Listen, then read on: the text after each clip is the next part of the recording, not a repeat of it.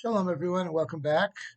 I want to wish everyone a happy Hanukkah and a good Shabbos coming up tonight. We are celebrating the holiday of Hanukkah, and Hanukkah is so much associated with children. You know, we spin the dreidel, we eat latkes and sufganiyot, jelly donuts. We have Hanukkah parties with music and fun, and many people give gifts and all kinds of things. But Hanukkah has a much deeper meaning than just for children. In fact, it has a deeper meaning especially for adults. And what is that meaning? You know, there are two types of anti-Semitism. Today we talk a lot about anti-Semitism. There's two types. One type of anti-Semite is the type of anti-Semite that wants to kill us. They don't care what we believe in or anything. They just hate Jews and they want to kill Jews, like Hitler, for example. Hitler just wanted to kill Jews. He didn't care if we became Nazis or became supporters of him or anything like that. He just hated Jews and he wanted to destroy us.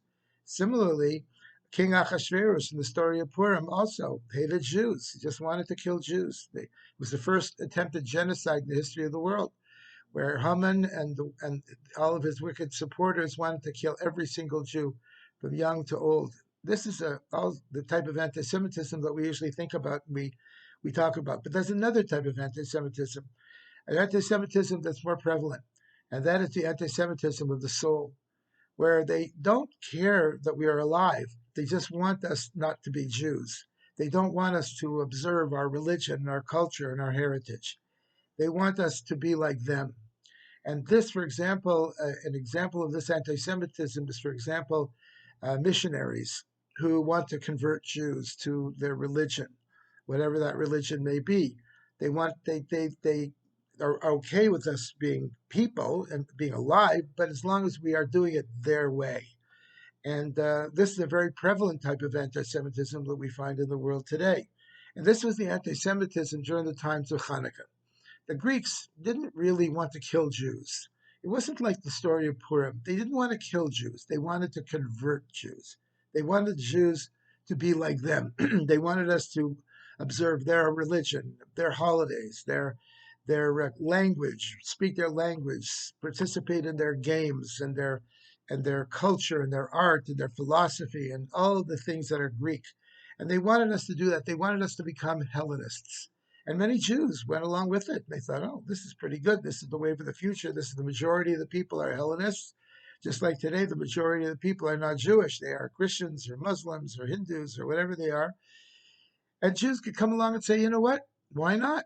This is the wave of the future. This is the majority people who are doing this, and this is a wonderful thing. I was reading a story recently about a woman who grew up in New York way back in the 1920s, 1930s, and her parents came from Poland, and she did not go to any Jewish schools. There were very few Jewish schools at the time, so her parents sent her to public school, and the majority of the children in her public school classroom were Jews, but they wanted nothing to do with Judaism. They were embarrassed by being Jews, and they celebrated all the Christian holidays.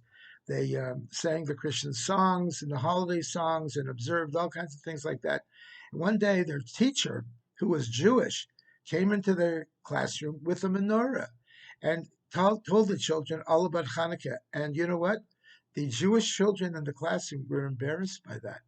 It was uncomfortable for them to be associated with something was so foreign and so-called un-American. That, unfortunately, is a sad thing. So we need to make sure that this Hanukkah, we're going to celebrate it as Jews and to do Jewish things on Hanukkah. We're going to light the menorah every night. We're going to enjoy the traditions and especially the foods of Hanukkah. And we're going to understand really what Hanukkah is really all about. And that is being proud of who we are.